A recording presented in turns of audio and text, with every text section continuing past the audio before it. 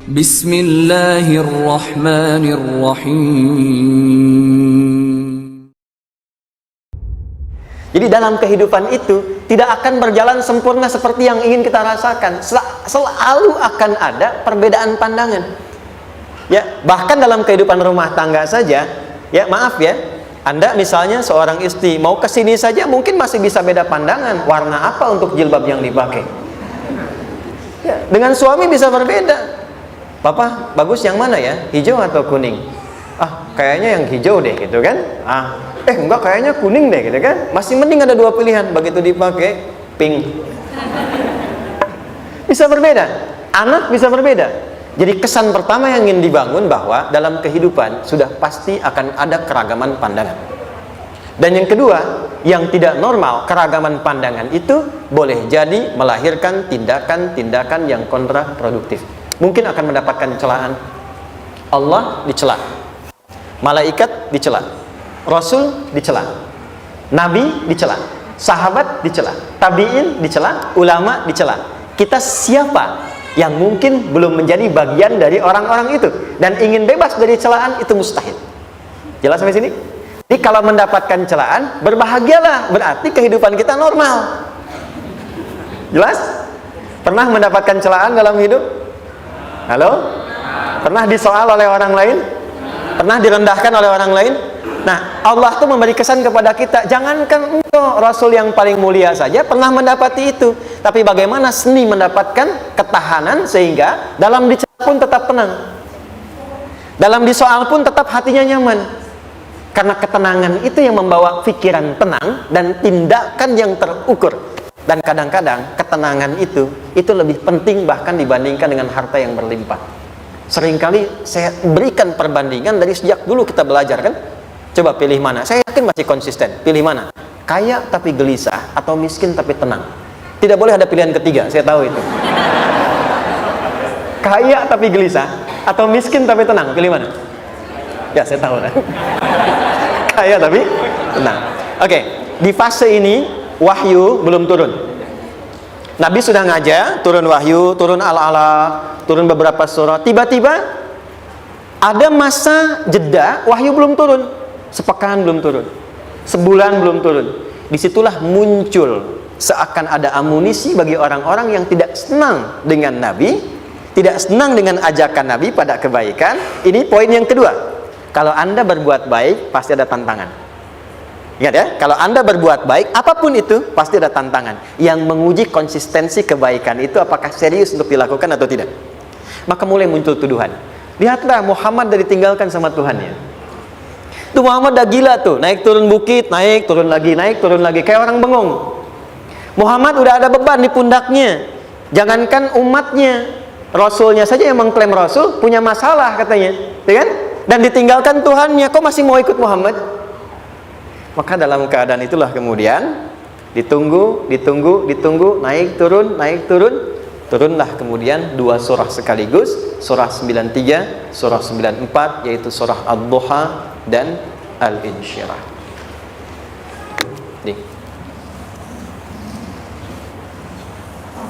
Oke. Ini materinya dahsyat ya. Penting sekali, saking pentingnya ini cepat habis tuh. Bismillah. Sekali lagi. Jazakallah khair. Ya, lebih kelihatan ya. Baik, yuk pelan-pelan. Jadi turunnya surah Ad-Duha dan surah Al-Insyirah, hikmahnya satu atau fungsinya satu, memberikan petunjuk bagaimana mengatasi satu persoalan sesulit apapun tapi masih dapat menghadapinya dengan keadaan yang tenang. Satu surah ini atau dua surah ini diturunkan untuk membimbing setiap hamba menuju kepada ketenangan hati. Dua, membangun kekuatan mental sehingga dalam situasi apapun dia tetap kuat mengatasi berbagai persoalan kehidupan. Nanti terapannya banyak, di bisnis ada. Nanti saya turunkan contohnya. Kadang-kadang ikut tender, sudah bagus, sudah menang, tapi proyeknya diambil orang. Ada yang begitu? Nanti ada ayatnya, ada. Nanti kita turunkan. Udah siap-siap, kan? Pengen melamar, ternyata keduluan orang, gitu kan? Udah siap-siap pengen dapat ini, mau lulus, ternyata nilainya nggak seperti yang diharapkan. Muncul, selalu ada demikian. Nanti kompleksitasnya banyak. Tapi dua surah ini kalau kita bisa kuasai artinya dengan baik, pahami dengan benar, maka akan ada sesuatu yang beda yang terasa dalam jiwa kita dan kesiapan mengatasi setiap persoalan dalam kehidupan. Yuk kita baca dulu ya supaya dapat keberkahannya dari dua surah ini. Saya bacakan, Anda ikuti ya. A'udzu billahi minasy syaithanir rajim.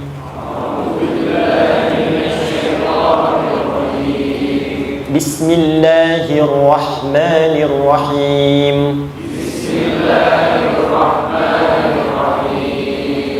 Wadduha wal-laili idza saja. Ma wadda'aka rabbuka wa ma qala.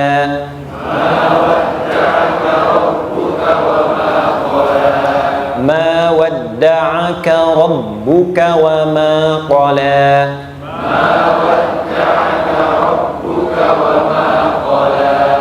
Walal akhiratu khairul laka minal ula.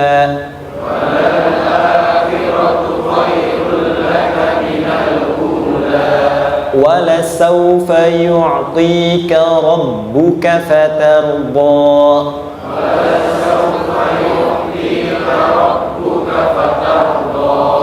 أَلَمْ يَجِدْكَ يَتِيمًا فَآوَى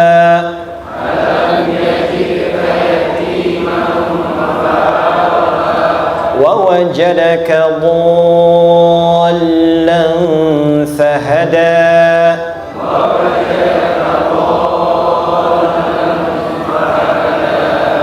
وَوَجَدَكَ عَائِلًا فَأَغْنَى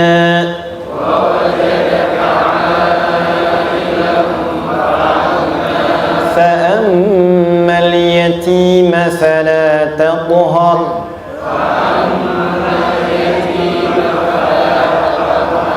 وَأَمَّا السَّائِلَ فَلَا تَنْهَرْ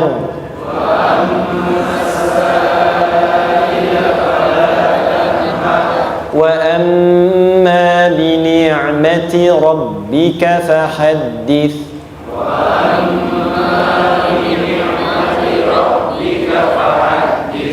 Baik, satu surah dulu, alhamdulillah.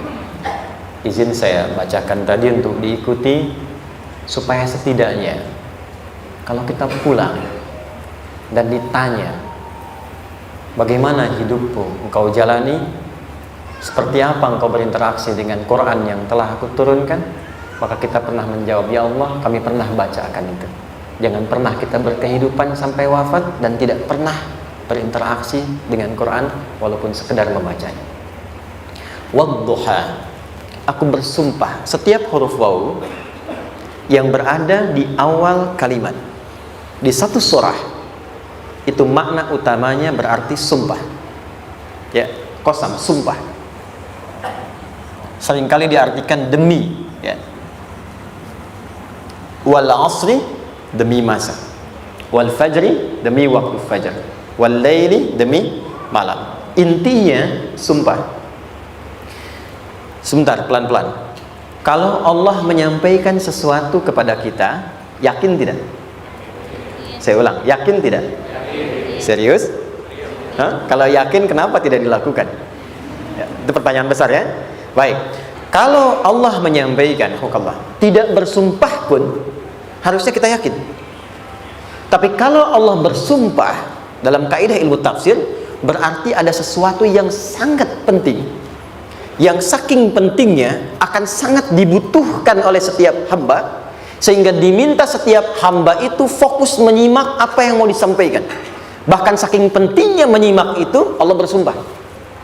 Jelas? Jika teman-teman menemukan di Quran ada ayat dibuka dengan sumpah, berarti ada kasih Allah yang tinggi yang akan disampaikan di ayat itu sampai meminta kita fokus untuk menyimaknya. Ad-duha, untuk memudahkan maknanya, teman-teman kalau waktu duha itu jam berapa ya?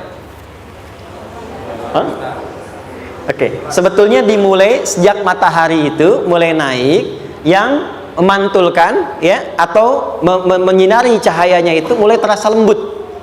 Ya, kalau misalnya kita ambil 1,5 jam setelah subuh. Sekarang subuh 4:30 lah, taruhlah 4:30 ya. 1,5 jam berarti jam 6 kan? Nah, itu awal duha tuh. Awal duha. Sampai ke pertengahan kurang lebih 9:30, jam 10. Akhir duha jam 11 sampai menjelang ke zuhur. Awal duhanya disebut dengan syuruk namanya. Syuruk. Jadi syuruk itu awal duha. Kalau sudah jam 6 ada cahaya matahari ya. Enak nggak ke tubuh kita itu? Nyaman nggak? Jam 8 enak nggak kalau berjemur ya? Jam 9 enak ya? Nah, ini kata kiasan dalam bahasa Arab. Kalau kita merasakan sesuatu yang enak, nyaman, memberikan manfaat yang banyak, itu orang Arab sering memberikan kiasan dengan waktu-waktu tertentu. Di antaranya duha. Jadi kalau kita menemukan kalimat duha, jangan langsung diartikan ke waktu duhanya. Boleh jadi yang diinginkan adalah makna di balik itu, yaitu semua kenikmatan dan kenyamanan yang didapatkan. Cara mengartikan ini, wadduha, aku bersumpah kata Allah, ya Muhammad, demi semua kenikmatan yang kau rasakan dalam hidup, seperti engkau merasakan kenikmatan cahaya duha itu. Jelas? Wal laili idza saja, dan aku bersumpah, al-lail, lail itu apa? Malam. Baik, lail turunannya layali, jamaknya lela, lili, lala, itu malam. Jadi kalau ada ibu leli, ibu malam-malam ya. Lail. Oke. Lail itu malam. Malam gelap nggak? Gelap. Tapi kalau gelapnya gulita, tidak ada cahayanya, gelap betul gitu. Gelap ya. Misalnya sedang kita dapati misalnya satu momentum padam lampu, padam semua, dan pas gerhana misalnya gelap sekali. Nah, itu bahasa Arabnya disebut dengan saja namanya. Ya, saja. Wal laili idza saja. Dan malam apabila telah gulita. Zaman Nabi kan nggak ada lampu ya, belum ada PLN ya, dan seterusnya. Jadi gelapnya betul-betul gelap. Saya mau tanya sebentar, biasanya kalau situasi gelap itu mudah nggak menemukan benda tertentu? Melangkah mudah atau sulit? Tidak mudah untuk dilakukan kan? Dalam bahasa Arab, kalau kita ingin mengungkapkan satu kegamangan yang luar biasa, sampai kita merasakan gelap dan sulit melangkah, bukan hanya karena nggak ada cahaya, mungkin karena ada pekerjaan tertentu yang menyulitkan, masalah tertentu yang menyulitkan, sehingga merasa seakan-akan kita tuh gelap, makan nggak enak, melangkah susah. Pernah nggak merasakan situasi yang saking beratnya satu beban itu seakan-akan makan nggak mau, melangkahnya berat, ada vertigo, kadang-kadang pusing? Pernah merasakan itu? Itu bahasa Arabnya wal laili idza saja. Perhatikan kalimatnya, ya Muhammad sallallahu alaihi wasallam, aku bersumpah demi semua kebahagiaan dan kenikmatan yang engkau pernah raih, seperti merasakan kenikmatan cahaya duha. Dan mungkin persoalan hidup yang pelik yang membuat engkau merasakan kesulitan, seakan-akan merasa di suasana gelap yang gulita. Ma wadda'aka rabbuka wa ma qala. Tanamkan dalam jiwamu yang paling dalam, aku tidak akan pernah meninggalkanmu. Ada suami pulang dari pekerjaan, mendapati istri sedang termenung dan mengalir air matanya.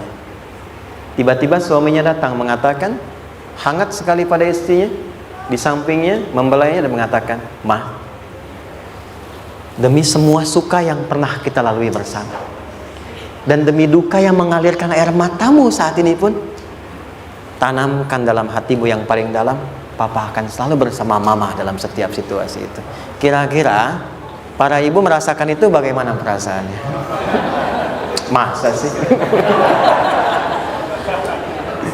Tapi itu menarik loh. Menarik ya. Jadi kalau teman-teman ngaji surat Yusuf, di surat Yusuf itu laki-laki diilustrasikan dengan matahari, perempuan diilustrasikan dengan rembulan. Ya. Inni ra'aitu ahada asyara kaukaba wasyamsa wal qamara ra'aituhum li sajidin. Ayah, aku melihat bulan dan matahari serta 11 gemintang sujud hormat kepadaku. Jadi matahari diartikan itu sebagai laki-laki, suami, ayah. Kenapa disebut matahari? Diilustrasikannya, matahari itu kan menyengat dengan kuat. Kalau kita menjemur, mengeringkan pakaian, melindungi. Tipikal suami itu melindungi. Ada yang ganggu istri, sengat dengan kuat. Ada air mata yang mengalir, hei, keringkan itu sehingga tidak larut air mata mengalir di pipinya. Itu matahari. Sebaliknya rembulan. Rembulan itu kan enak dipandang, bukan bulannya ya. Bukan bulannya. Kalau bulannya kan desainnya nggak sempurna baik terlihat, tapi cahaya rembulannya tampil dengan indah, tampil dengan baik, enak dipandang, menenangkan dan tidak tertukar. Jangan sampai ada istri jadi matahari, suami jadi rembulan. Jelas ya? Dengan kekuatan bulan aku menghukummu, ya kan? Itu salah. Oke. Tahan sampai sini, tahan. Lihat baik-baik. Saya berhenti sampai sini dulu. Kalau di Quran ada ayat menyebutkan, tidak spesifik orang yang disebutkan dan kapan kejadiannya, maka peristiwa itu akan terjadi dan dialami oleh kemungkinan generasi berbeda di setiap masa dengan tokoh berbeda tapi perasaan yang serupa. Sebaliknya, kalau disebutkan namanya, jelas identitasnya, kapan kejadiannya, maka peristiwa itu hanya akan menimpa orang tersebut dan tidak akan dialami lagi orang lain setelahnya.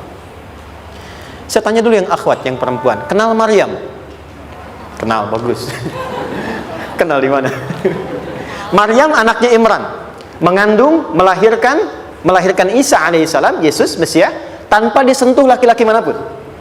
Dan di Quran identitasnya disebutkan langsung, Maryam binti Imran, wa Maryam ibnata Imran.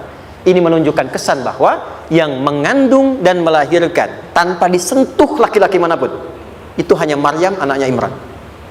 Ingat ya, mengandung melahirkan tanpa disentuh laki-laki manapun, bukan mengandung melahirkan tanpa suami. Kalau itu banyak dia, ya, mengandung melahirkan tanpa disentuh laki-laki manapun, hanya Maryam binti Imran. Tapi kalau nggak disebutkan siapa orangnya, kapan kejadiannya, tidak detail disebutkan, ini artinya situasi itu akan dialami kembali oleh orang di masa depan dengan generasi yang berbeda tapi substansi yang sama. Pertanyaannya, pernahkah kita mengalami situasi yang sulit sampai seakan merasa gelap? Nah, baik, maka adab yang pertama, jika mengalami situasi seberat apapun dalam berkehidupan, maka dekati Allah Subhanahu wa ta'ala. Ini awalnya, dekati Allah. Apalagi kalau ada yang mengatakan ini nggak mungkin, ini nggak akan terjadi, ini nggak bisa. Kalau sudah ada tanda seperti itu tanda langsung dari Allah supaya Anda diminta langsung mendekat kepada Allah dan tinggalkan semua makhluk. Karena Allah hanya akan mengabulkan langsung kepada Anda tanpa perantara siapapun. Itu yang terjadi pada Nabi Zakaria. Ini nggak mungkin, ini mustahil. Maka beliau langsung memohon kepada Allah dan langsung menyebutkan, ya Allah, saya minta darimu saja, tidak dari yang lain. Maka dikabulkan seketika. Jadi yang pertama, jika punya kesulitan sebesar apapun, seberat apapun, cepat dekati Allah. Maka di situ akan dijawab langsung oleh Allah, ma wadda'aka rabbuka wa ma qala. Hambaku, sepanjang engkau mendekat kepadaku, maka yakinkan dalam dirimu, situasi apapun yang kau rasakan, aku tidak akan pernah meninggalkanmu. Sudah? Satu? Paham sampai sini? Oke. Pelan-pelan ya. Saya belum bicara caranya. Saya baru bicara di awal motivasinya. Dekati Allah dulu, nanti caranya didetilkan di surah Al-Insyirah. Teruskan. Ma wadda'aka rabbuka wa ma qala. Walal akhiratu khairul laka minal. Perhatikan. Hei, seberat-berat bebanmu saat ini, ingat, satu saat akan tuntas. Dan ini pun ujian. Kalau sudah meninggal, gak ada ujian lagi. Dan nanti kehidupan yang sekarang, apapun yang kau pertentangkan, perdebatkan, perselisihkan, itu semua akan ditinggalkan. Jadi ternyata Allah mengungkap hakikat kehidupan dunia. Apapun yang diperselisihkan, tuh unik ya. Orang berselisih pada yang akan ditinggalkan. Aneh nggak? Ada orang berebut makanan, ya kan? Rebutan sampai berkelahi dan sebagainya. Pada akhirnya makanan yang diperebutkan itu pun akan ditinggalkan. Yang ini meninggal, itu meninggal. Jadi memperebutkan sesuatu yang pada akhirnya akan berakhir. Kata Allah, Allah sampaikan, jika Anda mengalami situasi, sesuatu yang mungkin membuat berat, tanamkan pada jiwa kita, hei, yang aku kejar-kejar ini, boleh jadi aku akan tinggalkan juga. Kenapa aku harus menangisi dan larut pada sesuatu yang tidak abadi? Maka Allah hibur kita dengan mengatakan, kamu tenangkan diri dulu. Semua yang kamu pikirkan sampai membuat kamu berat begini, pada akhirnya kamu tinggalkan, dan yang abadi itu akhirat. Walal akhiratu khairul laka minal. Dua, pelan-pelan sikapi setiap masalah dengan proporsional. Jangan terlalu larut dalam sesuatu. Dapat job satu, pengen, dah siap, kontraknya besar, tiba-tiba hilang.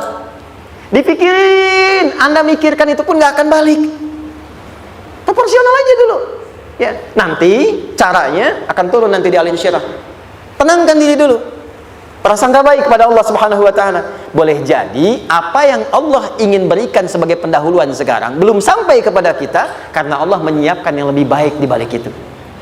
Kita belum tahu ada apa di balik itu sehingga kita tidak dapatkan itu. Sehingga kemudian Allah katakan walal akhiratu khairul laka minal ula. Teruskan wala saufa yu'tika rabbuka. Pelan-pelan. Orang yang punya sikap seperti ini itu cenderung lebih dekat mendapatkan ridha Allah dibandingkan dengan orang-orang yang larut dalam kesulitan. Orang yang move on dengan setiap persoalan dalam kehidupan, cepat berpikir secara proporsional, tidak menggantungkan hidupnya pada persoalan tertentu sehingga membuat dia menjadi beban, itu lebih mendekatkan dirinya kepada ridha Allah dibandingkan dengan orang yang meratapi persoalan hidupnya. Ya. Pelan-pelan.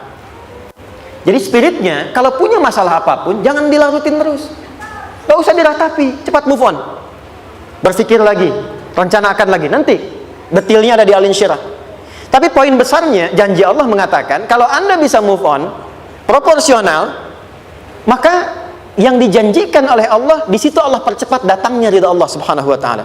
Kalau ridha Allah sudah datang, maka akan dua yang diberikan. Pertama kali, ketenangan di dalam jiwa, dan yang kedua, kemampuan untuk berikhtiar lebih baik mencapai apa yang diinginkan.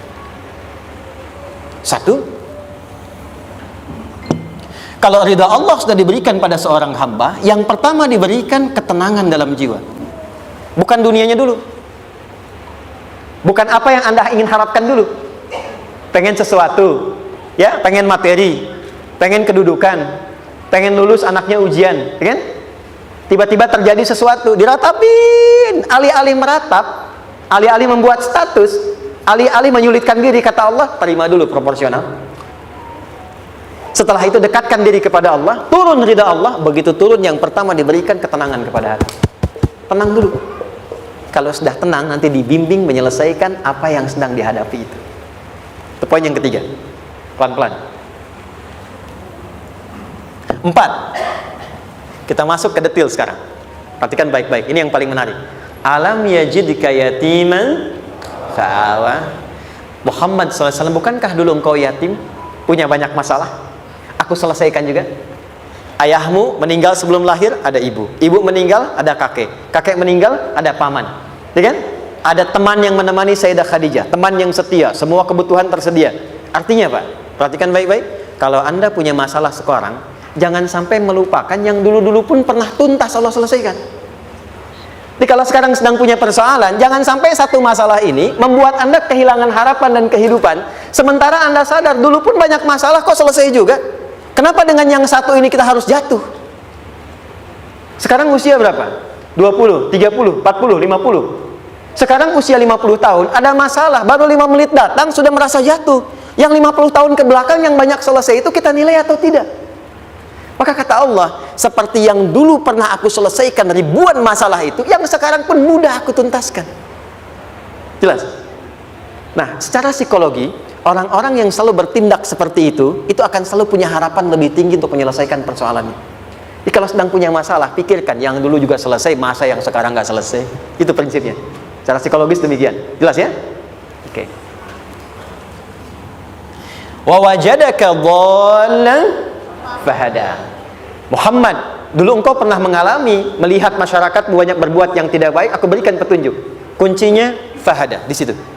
Orang yang punya motivasi kuat dan keyakinan untuk bisa menyelesaikan persoalannya, maka dia akan lebih cepat mendapatkan petunjuk Allah untuk mendapatkan solusi terbaik. Ada sini.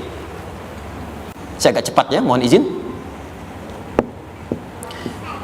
Wa wajadaka 'ailan fa'aghna. Bahkan, maaf, bukan sekedar selesai, kalau perlu saya bikin kaya, kata Allah.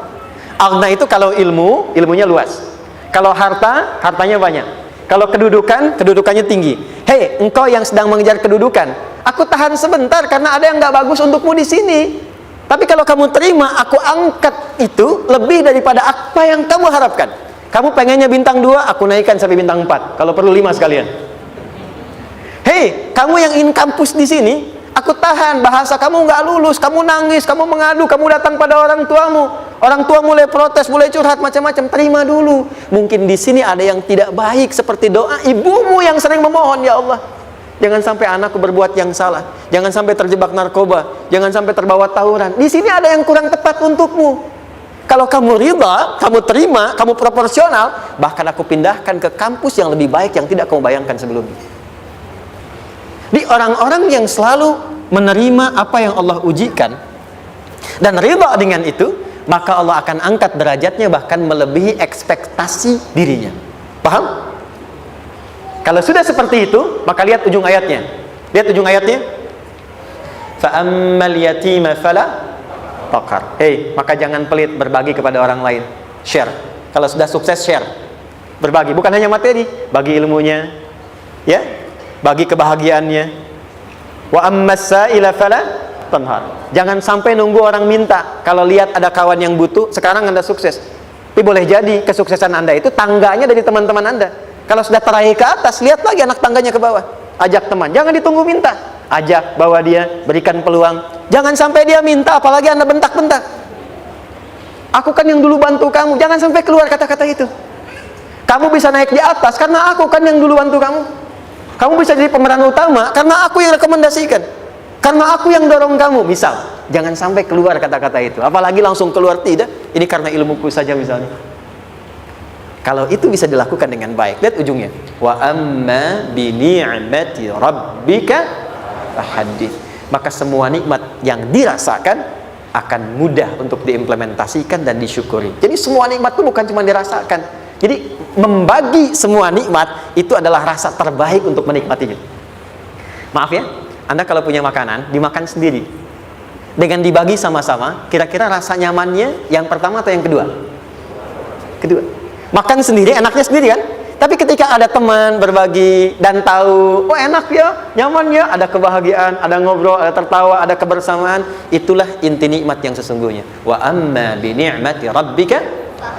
Ternyata masalah yang diberikan bukan ingin memberikan beban, tapi ujungnya, endingnya supaya Anda bisa mendapatkan nikmat berkualitas yang bisa dibagi.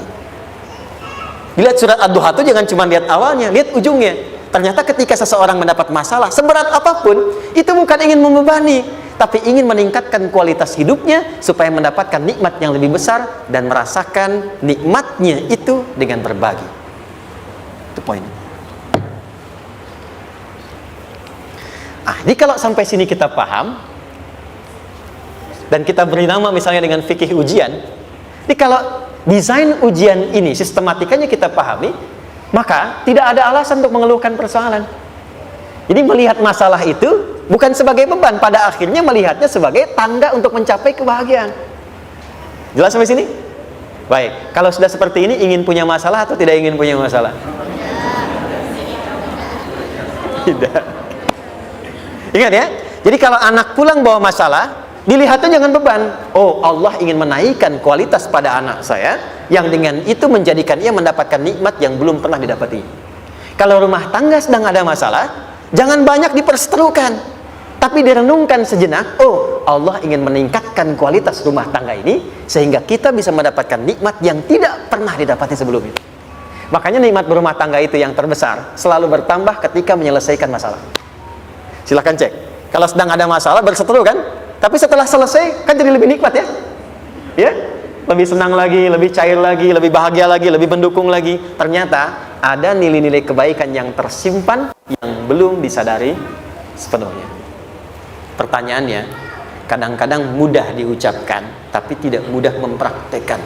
Bagaimana itu semua bisa ditempuh dengan baik sehingga ketika mengalaminya kita bisa tenang menghadapinya. Maka turunlah surah Al-Insyirah. Saya cepat.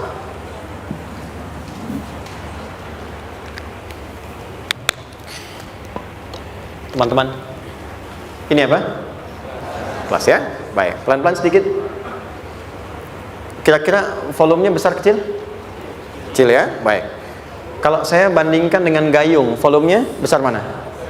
Gayung ya? Baik. Kalau ini saya perlebar, sehingga bisa memasukkan apapun ke dalamnya, itu bahasa Arabnya disebut dengan insyirah namanya. Jelas? Meluaskan sesuatu sehingga terlihat lapang, sehingga memudahkan setiap hal masuk ke dalamnya. Itu insyirah namanya.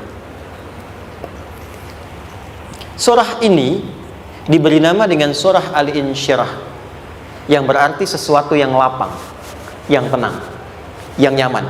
Yang diharapkan dengan keadaan hati yang lapang, nyaman, tenang itu, segala persoalan yang dihadapi dalam kehidupan akan mudah diterima dan tidak berdampak besar dalam menyikapinya. Maka bagaimana kemudian Allah memberikan turunan-turunan petunjuk supaya apa yang diharapkan ini bisa tercapai? Satu, izin mengilustrasikan. Saya kasih cerita sebentar. Ada seorang anak muda, kisah ini sangat viral, hampir setiap kita bisa mendapatinya. Datang kepada seorang kakek tua di sisi danau yang jernih sekali airnya. Dia berkeluh kesah tentang persoalannya. Dia katakan, saya punya masalah begini. Berat sekali terasanya. Kakek itu kemudian permisi, dia hanya membawa 2 genggam garam. Kemudian beliau bawa 1 gelas, ilustrasinya seperti ini. Dimasukkanlah kemudian garam itu ke gelas itu. Lalu diambil 1 gelas air yang jernih tadi dengan garam segenggam. Kata beliau, minum. Pemuda itu mengatakan, wah asin, minum aja dulu. Lalu ketika diminum, langsung ditumpahkan. Dia muntahkan, asin katanya. Lalu setelah itu kakek yang tadi melepaskan segenggam sisanya, dilempar ke danau tadi yang luas. Lalu diambil lagi dengan gelas yang sama. Sekarang minum. Bagaimana rasanya? Segar, enak, nyaman. Itulah hatimu. Kalau hatimu sempit sesempit gelas ini, maka masalah sekecil apapun akan selalu menghadirkan kesulitan seperti engkau menelan garam tadi. Tapi kalau hatimu luas, sebesar apapun masalah, tidak akan pernah berdampak pada dirimu kecuali engkau mampu menyusun rencana untuk mengatasinya. Kelapangan hati yang membuat diri kita mampu menerima persoalan apapun, itu yang disebut dengan insyirah. Makanya dulu tahun 90-an ada sinetron Hati Seluas Samudra gitu ya. Saya pernah tahu itu. Sama anaknya diapa-apain juga, masih aja ya menerima gitu. Dulu siapa ya? Jeremy Thomas dan lain-lain ya. Saya kira ada itu. Ya, saya kira itu ya. Saya pernah lihat sejenak ya. Saya jarang-jarang nonton itu. Pernah lihat aja. Saya senang riset. Jadi kalau riset itu ada riset dakwah, ada riset materi. Saya teman-teman yang musik gitu ya. Saya tidak terlalu dekat dengan musik karena saya di Quran gitu. Tapi untuk mengetahui hukum musik itu bagaimana, saya riset. Sampai ke notasi saya tahu.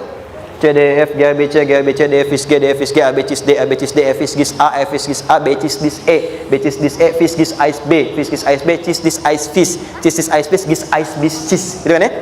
Ya, tapi kalau diminta piano, gitar, ini saya nggak bisa.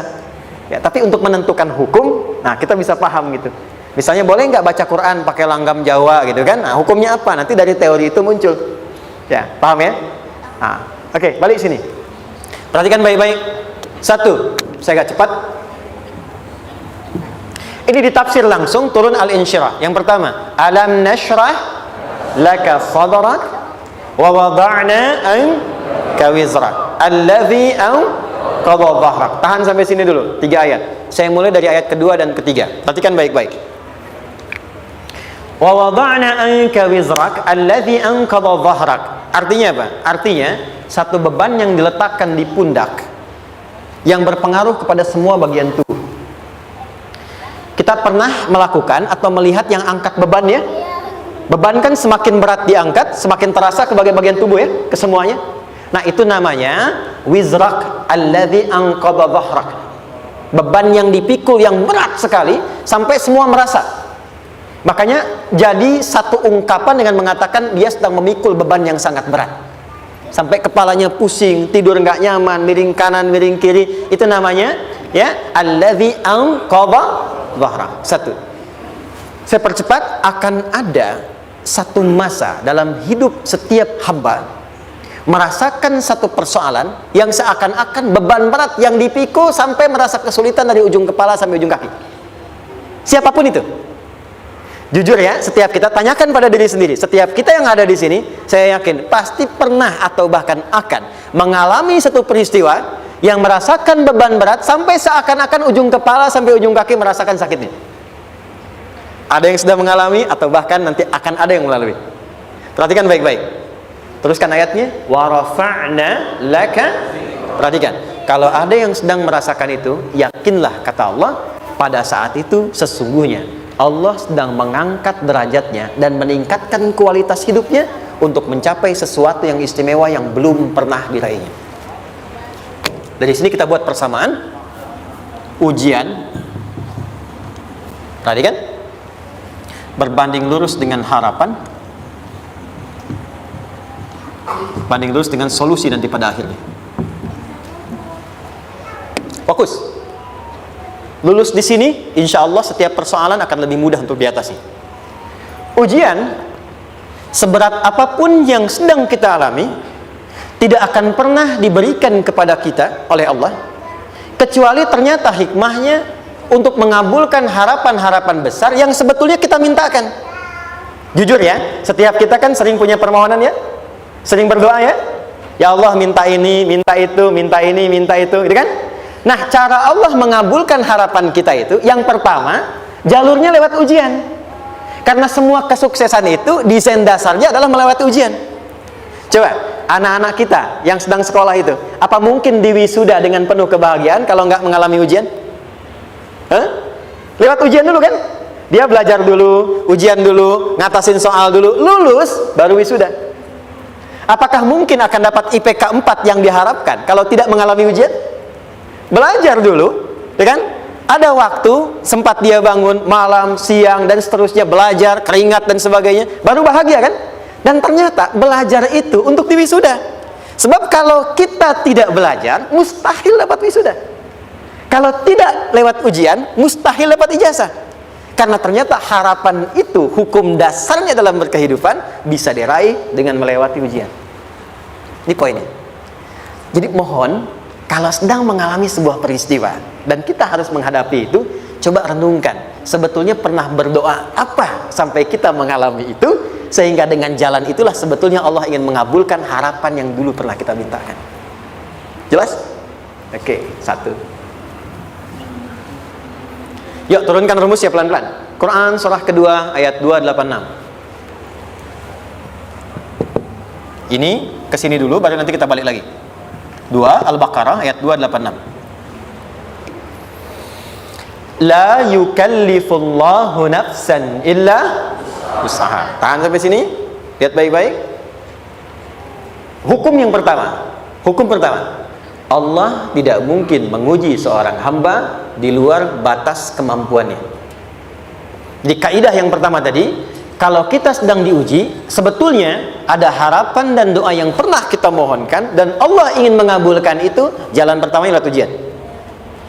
Tapi adilnya Allah, tidak akan pernah kita diuji, kecuali sesuai dengan kemampuan kita. Jadi kalau nggak mampu, nggak mungkin diberikan ujian. Ingat ya?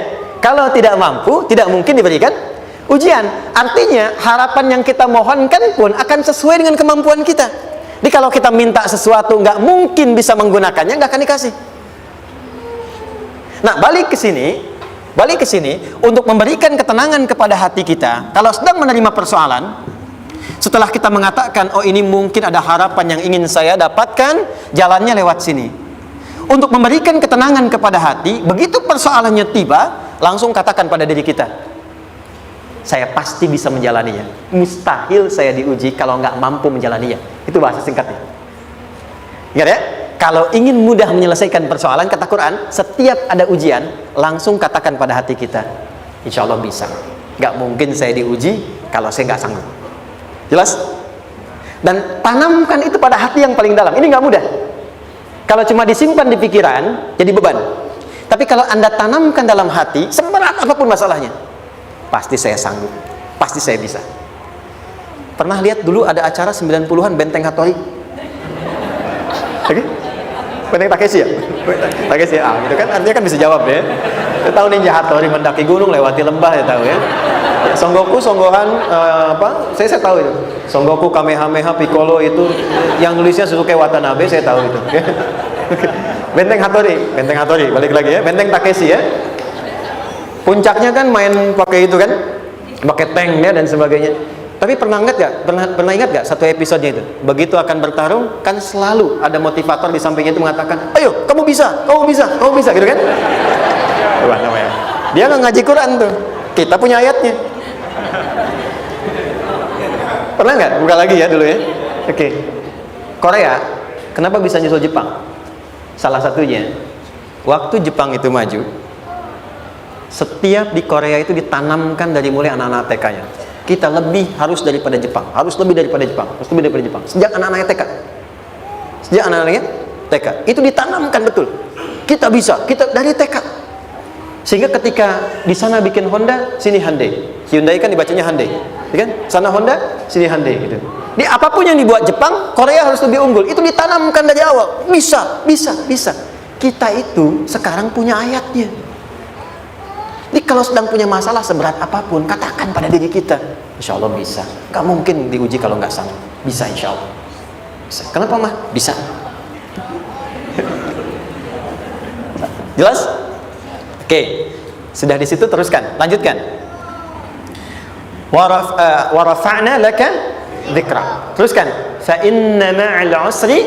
Nah, ini poin terbesarnya. Fa inna ma'al usri yusra. Fa huruf yang menunjukkan sesuatu berlangsung dengan cepat.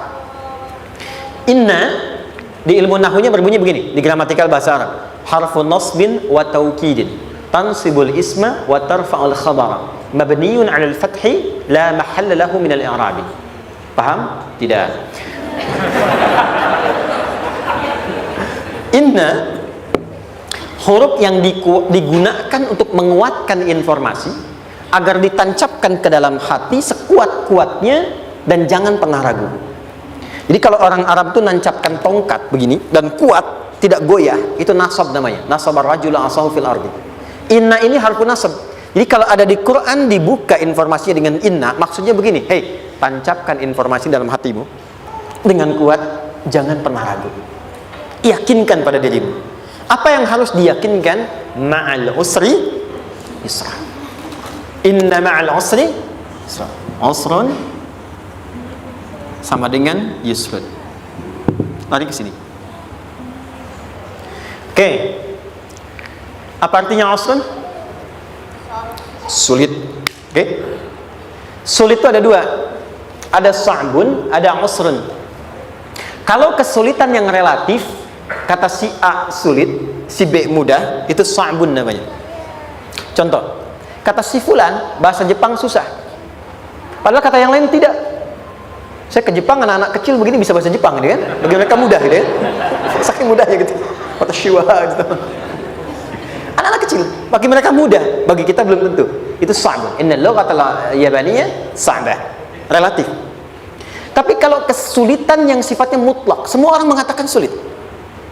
Maaf, bawa mobil sulit atau mudah? Bukan mengendarai ya, bawa mobil, bawa. Sulit ya? Sulit ya? Baik, sepakat sulit semuanya. Nah, itu dalam bahasa Arab dikenal dengan usrun. Kesulitan yang semua sepakat bahwa itu susah. Sulit, semua sepakat. Dan ketika ada orang bicara, aku sedang punya masalah begini, semua mengatakan, wah itu nggak mudah, itu nggak mudah, itu usrun namanya. Lawannya, kemudahan yang relatif disebut sahlun. Tapi kemudahan yang semua sepakat bahwa itu mudah, itu yusrun namanya. Mengangkat spidol, semua mengatakan mudah, ringan, itu yusrun namanya. Perhatikan, Allah tidak memasangkan sa'bun dengan sahlun, tapi memasangkan usrun dengan yusrun. Orang-orang yang punya keyakinan kuat, setiap persoalan itu akan selesai, dan dia mengatakan pada dirinya, aku bisa melewatinya, maka perhatikan kalimat kata Quran, inna ma'al usri yusran. Sesulit apapun masalah yang sedang dia alami, maka Allah akan datangkan solusi semudah-mudahnya yang bisa dia nikmati. Dengan kata lain, kalau kita bawa ke bahasa psikologi, kalau sedang menghadapi persoalan seberat apapun, selain kita mengatakan ini pasti bisa saya lalui, saya insya Allah sanggup mengatasinya, katakan pada diri kita, ini pasti selesai, pasti ada solusinya, pasti mudah. Katakan, walaupun memang solusinya belum datang, tapi tenangkan pada diri kita dengan mengatakan inna ma'al usri yusra. Bahasa psikologinya, katakan pada diri kita, ini pasti selesai, Nggak mungkin nggak selesai, pasti ada solusinya, pasti mudah. Itu lebih memberikan harapan pada diri kita untuk menuntaskan persoalan dibandingkan dengan meratapinya. Jelas? Teruskan. Fa inna ma'al usri. Kalau masih ragu kata Allah, katakan lagi sekali lagi sampai hati kita merasa nyaman. Jadi kalau sedang punya persoalan seberat apapun, tanamkan pada diri kita, pasti selesai. Belum nampak, insya Allah pasti selesai. Gak mungkin diuji kalau nggak ada solusi.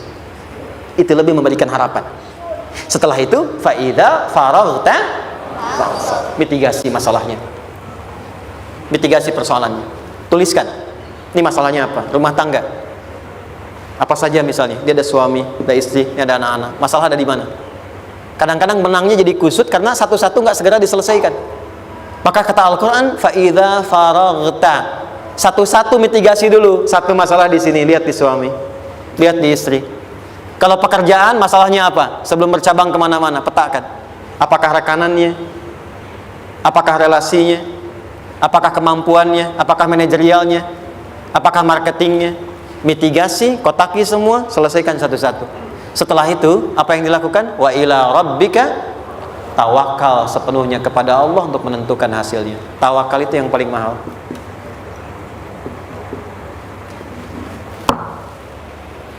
Anda kalau nggak punya kepasrahan, stres. Karena selalu memikirkan apa yang mau dikerjakan dan selalu orientasi pada hasil. Kita punya tawakal. Kalau kita mampu menyerahkan sesuatu, gini, di sini ada orang yang paling jago misalnya main basket. Ada pertandingan basket. Begitu dibuka, udah tim musyawarah serahkan aja pada si fulan. Kan? Dia yang paling jago, dia. Bukankah dengan menyerahkan itu bukan hanya kita berikan sebuah tugas, ya kan? Tapi dengan itu ada kelapangan tersendiri kan? Yakinlah sukses, ini paling hebat. Pernah ada perasaan gitu? Sekarang, siapa yang paling mampu menguasai? Siapa yang paling hebat menyelesaikan segala hal? Siapa yang punya segalanya? Bukankah Allah? Orang-orang yang punya tingkat tawakal yang tinggi, maka satu, dia akan lebih stabil keadaan mentalnya dan tidak akan pernah gelisah dengan kekecewaan. Nggak ada kecewa.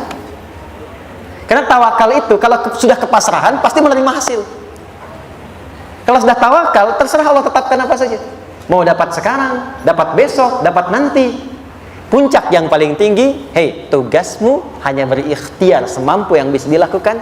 Selanjutnya, biarkan Allah menetapkan apa yang menjadi bagian dari maslahat kehidupan kita. Saya tutup. Cara Allah menjawab harapan kita ada 3. 1, memberi langsung apa yang kita mintakan. 2, menunda itu sampai kita siap menerimanya. 3, mengganti apa yang kita inginkan dengan apa yang kita butuhkan. Saya ulang ya. 1, memberi langsung apa yang kita mohonkan. Misal, ya Allah saya ingin A misalnya, anak saya pengen ke ITB. Tapi nggak mungkin tiba-tiba langsung masuk ITB kan? Pasti lewat ini dulu kan? Ada ujian dulu, ikut tes dan seterusnya diterima sesuai. 2, kadang menunda sesuatu sampai dia sanggup menjalaninya. Anda punya anak usia 5 tahun, pengen diberikan motor, Anda mampu untuk memberi motor, dikasih nggak? Tidak. Sampai dia sanggup mengendarai motor, baru Anda berikan. Terkadang ada yang kita minta sekarang, tidak didapati sekarang, tapi ternyata tahun depan kita dapat. Kita harus sadar bahwa anugerah yang kita dapatkan tahun depan itu sebetulnya adalah hasil doa kita di tahun ini. Pernah dengar nggak kisah viral? Nabi itu berdoa, baru dikabulkan setahun setengah. Setahun 6 bulan. Padahal itu Nabi loh. Kiblat pertama kita kemana? Palestina kan? Baitul Maqdis kan? Nabi berdoa, mohon terus nengok ke langit. Al-Baqarah 144, minta, jawabannya turun setelah setahun setengah, setahun 6 bulan. Ada yang mengatakan di tafsir setahun 8 bulan, baru dikabulkan setelah setahun setengah. Padahal kurang soleh apa Nabi? Nabinya siap, mungkin umatnya yang belum siap. Nabinya siap, tapi ada tantangan di masyarakat yang tidak mudah, yang mungkin bisa meruntuhkan dakwah, baru dikabulkan setahun setengah. Ketika semua umatnya sudah bisa siap menerima itu. Boleh jadi apa yang diminta orang tua sekarang terkabulnya mungkin belasan puluhan tahun pada anaknya yang nomor sekian. Tahu Imam Syafi'i?